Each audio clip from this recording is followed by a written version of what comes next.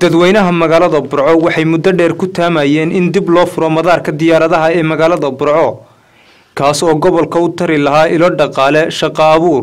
door muhiimana ka qaadan lahaa horumarka gobolka Togdheera haddaba dadweynaha magaalada Burco ayaa aragtiyo kala duwan ka dhiibtay xidhnaanshaha madaarka diyaaradaha ee magaalada Burco madaar buleeyo waa caasimadii labaad wuu xidhan yahay waxa la wuxuu ku xidhan yahay la garan maayo ma ammaan darro ku xidhan yahay ma hadii ilaahay dinkeena ma shaqa ku socota hadii ilaahay dinkeena macnaha uu xidhan yahay horta wax la isweydiiyo la yaab mudan marka hore dadkii reer Burco waa ogtiino waxay ka soo degayaan madaarka Hargeysa ay ku soo degayaan markay ku soo degaan gaaray soo raacaya jidaalka iyo dhibaatada iyo socodka ku dhacaya haday nabad yimaadaan waa la og yahay arrintaas horta waa arrin la yaab marka labaad madaxweynaha maanta ee dalka haysta inuu raadiyay waxba ka qaban waayo waxaan ka codsanayaa si sharaf leh oo xushmad leh oo qadarin leh inuu madaar ka furo haddaan madaarku madaar saxaba ahayn oo madaar wax ka xun yihiin oo amnigiisu ama khaldan yahayna inta loo sheego dadka ogaado oo aan lagu camalin madaarka la furo batay ayaan anagu aan codsanaynaa horta marka hore waxaan ka xunnahay haddaan nahay dadweynaha reer Burco dhammaan guud ahaan iyo gaar ahaanba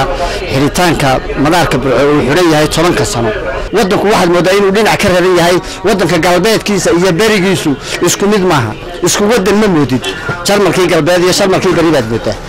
waxa weeyaan wax macquul ah maaha Burco waxa weey magaalada madaxda labaad ee Soomaaliland weeyaan waana magaalo aad iyo aad ugu qiimo badan xagga istiraatiijiyadda reer Soomaaliland Burco waxaan ka filaynay madaar xiran baa sheegaysaana in ay macadulkeedu muraayad noqdaan ayaan Burco ka filaynay yeelkeeda may dhicin nasiib darran oran kara taas waa nasiib darran oran kara aad iyo aadna waa uga xuma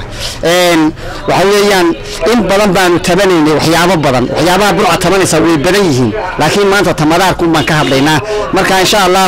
mar baa leeyahay madaarka waxba laga qabanaya markiina bulukeeti dheer oo magaaladii kala xiray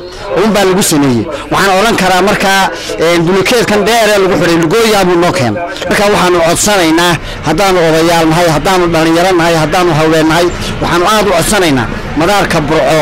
iyo shay kasto oo Burco leedahay oo magaranaysa dayacanba in wax laga qabto 60kii ilaa hadda inta sano u dhaxayso waynu garan karnaa madaarka Burco bulukeetkan amka kala gooyay ee lugooyada keenay mooyaane warigeed madaarka Burco waxba lagama qaban ra'yigayga haddaan ka hadlo ku aadan madaarka Burco ee muddo dhowr iyo 10 sano xiran iyadoo Burco ay tahay caasimadda labaad ee dalka iyo kullu waxaan u arkaa wax nasiib darro weyn ah oo waliba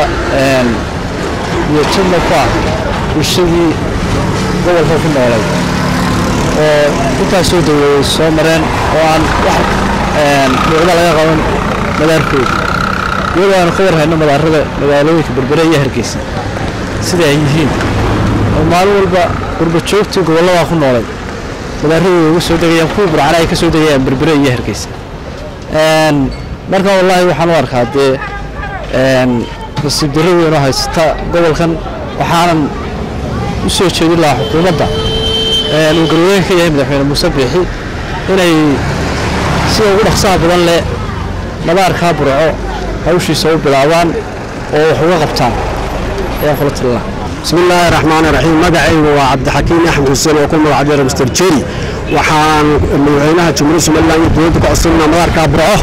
isla dhaqsahan loo furo sababtoo ah badan ayaa magaalada isku bedelaysa oo meesha madaarku magaaleenaya hadii dakhli tahay hadii shaqo tahay hadii tagaasib tahay hadii tiglaad tahay shaqo badan baa laga helayaa marka madaxweynahan ka codsanayna madaarka 10 sano xidhnaa isla dhaqsaha badan loo furo sababtoo dadka reer Burco u dhashay Hargeysa ama Berbera soo maraya hawl furan bay noqon lahayd halkan ka soo digi lahaayeen dhammaan barigooda dhan baa shaqo ka lahaa marka waxaan ka codsanaynaa madaxweynaha Jamhuuriyadda Soomaaliland Mr. Muuse Biixi Cabdi sida u dhaqsaha badan madaarka loo furo anigu shakhsi baan hayo madaarka imka tan yeeriska maraya horta wuxuu ku xiran yahay qayb uun adigu xagga dawladda uun aynu oran karno haddaynu inagu shicib nahay waxna dawladda maamula waxna shicibka maamula marka madaarkana wada waa loo baahan yahay inuu iska xidhnaado ma gobol baynu sheeganaa magaalo madax baynu sheeganaa waxa weeye inuu madaarkeeni iska xidhnaado maanta iyadoo waxa laaliyo wuxuu ku xiran yahay jirin oo aan caqabad loo yeelin oo aan cudurdaar loo yeelin horta dee waa mashaakil shicibka laftigiisa waxaan leeyahay dee wixii danihiinna danaha shacabka danaha publica inay ilowdaan oo ka foorartaan maaha wixii aad wax ka qaban karaysaan walba idinka ka qaban jiray ama gacan ha noqoto ama af ha noqoto ama adduun ha noqoto ama af ha noqoto magaalada inta badan oo idinka arkay kana maanta waynu u baahannahay ayaan leeyahay halla eego systemku uu xidhan yahay iyo wuxuu u xidhan yahay inagoo dawladana cambaaraynayn cid kalena ku cambaaraynayn waa madaarka haddaan ka hadlo waxaan ka xumahay xiritaanka magaalada burco madaarkeedu aad iyo aad baan uga xumahay ilaahay baan horta doo qorin ilaahay maalinta qoraabu dhacaya laakiin waxa dhacday oo aad uga murugoobi maalin maalmaha ka mid ah waxaan ka soo duulay anigu magaalada la yiraahdo xamar taraag baan dee soo galay taraagii markaan soo galay waxaan ka naxay burcaydaan sii dul maray waan hargeysa ku dugay khatarta ka sokaysa waddadaa waad garanaysaa habeenkii iyo maalintii oo dhan baan soo socday guuraan ku burco maan seexanin hargeysa waan ka soo boqolay rabadaanna ma way ahayd dhibaato badan baa day gaadhay haddii aan maalintii madaarku loo samaysan yahay si hawl yar baan ugu degi lahaa rubuc ka bacdina magaalada miyaan geli lahaa waxaa lagu yar dhibaataa 3 dawladood baa soo dhagax dhigay midna waxba kama qaban inta waan ku aaminsanahay maanta inay noqoto waxaanu doonaynaa tii ka rumayn lahayd ee madaarka loo furi lahayd inay noqoto ayaanu doonaynaa madaarka xidhanina wax ayuu la degay magaalada waqti xaadirkan duruufo badanna way jiraan oo dad badanna uu nooga shaqayn lahaa annaguna haddii aan ka dhigayo dadka loo soo degaa sidooday noogu iman lahaa waxaan leenahay madaarka halaga wada qayb qaato shicib iyo xukuumadba hanaloo dhiso oo hanaloo furo madaarka burco waxaanu leenahay yar hagaasha malaa ku jirta bismillaahir rahmaanir rahiim magacay waa Cabdisaaq Aadan Cabid waxaan ka hadlayaa madaarka burco xidhan muddo 10 sano waxaan leenahay qurbajoog ka imanaya Yurub burco u dhashay ka soo digay burco markay imanayaan hargeysa ka yimaadaan intay burco soo socdaan ilaa hargeysa oo soo socdaan inta Yurub ka yimaadaan marka waxaan leenahay airportka waxaan dawladda ka codsanaynaa in si degdeg ah loo furo waxaan ka hadlayaa airportka tobanka soo xiran caasimadii labaad ee waddanka weeyaan waxaan si daraa dadka gobolka u dhashay inay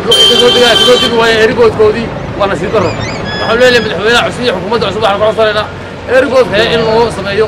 oo loo furo ayaan ka codsanaynaa xukuumadda cusub in airport xidhan dhowr iyo 10 sano waa magaalo madaxdii labaad ee Soomaaliland waxa sheegaya xukuumadda inay tahay si dara aad iyo aad waxaan leeyahay xukuumaddu hore qabanaysa maanta waxay keenaysaa airportka waxa kale oo taashinaya chief-ga real chief-ga lagu soo yimi suuqa burco aad iyo aad baan u salaamaya madaarka burco ee laga hadlayo ee lagu muusay yahay waxaan leeyahay inta dawladdan oo aan gaari bayna labaatan dawladood oo weligood dhisnaan oo ka wacana oo ka nabadgelyo wacana si alaati oo marka ugu horeysa adduunyada marka ugu horeysa waxa la ugu qabsadaa waa dhaqaale ka xiyaalo waa dhaqaale ka saddexaad waa dhaqaale waxa weeye waxaan anigu u arkaa airportka burco in la dayacay oo gobolku dayacay dawladda hoose dayacday maamulka guud dayacay madaxweynuhu dayacay oo kii hore dayacay oo kale dayacay haddii intaasoo dhan ay dayaceen xitaa ganacsatada iyo dadka degan waa dayaceen markaa waxaan leenahay magaaladu waa magaalo weyn airportku waa jeel qadiimiya waxaan leenahay oo ka abtanaynaa dawladda hoose gobolka ganacsatada in wax la wuluuriyo dhaqaalo la wuluuriyo la hagaajisto naloo hagaajiyo dawladduna nagu taageerto wax nagala qabato bismillaahir rahmaanir rahiim waa maas macala wale nimanka bajaajleyda ku shaqaysan magaalada garoonkan ka xun wallahi inuu xidhnaado qurbajoogtan hargeysa ka soo degaan inta soo socon baabuurta la soo dhacda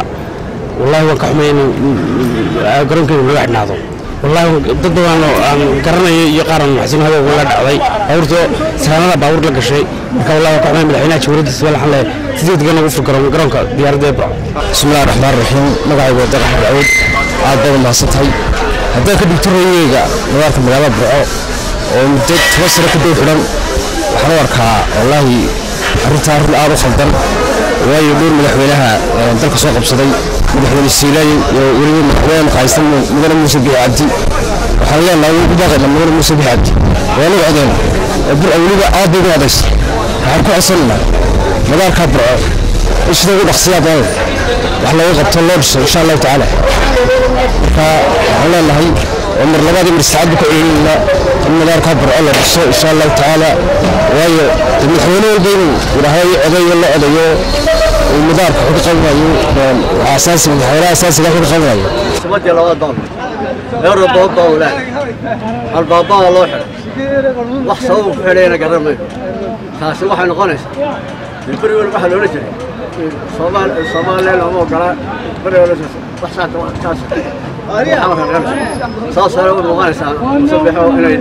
قرآن البصح نوتنا لا أيام الله جار. غفرة البث. dowladihii u kala dambeeyay xukunka dalka ayaa ballan qaaday inay dibudhis ku sameynayaan madaarka diyaaradaha Burco balse wuxuu ballanqaadkoodii noqday hal bacaad lagu lisay waxaana dadweynaha magaalada Burco ka dhursugayaan ballanqaadkii uu madaxweynaha cusub ee Soomaaliland madaxweyne Muuse Biixi Cabdi ku ballan qaaday inuu dhameystirayo madaarka magaalada Burco daawadayaal intaas waxaanu ku soo gabagabaynaynaa barnaamijkii koobnaa ee aanu ku eegaynay madaarka Burco iyo xaaladiisa iyo dareenada kala duwan ee ka qabaan shacabka ku nool magaalada Burco dhanka kamarada waxa iga caawinayay Mahad Soomane waxaana barnaamijka idin la socodsiinayay aniga oo Cabdiraxmaan Roble Cabdilaahi Cabdiraxmaan Trike tan iyo intan ku kulmi doono barnaamijkan lamida waxaanu idinkaga tagaynaa sidaas iyo nabadgelyo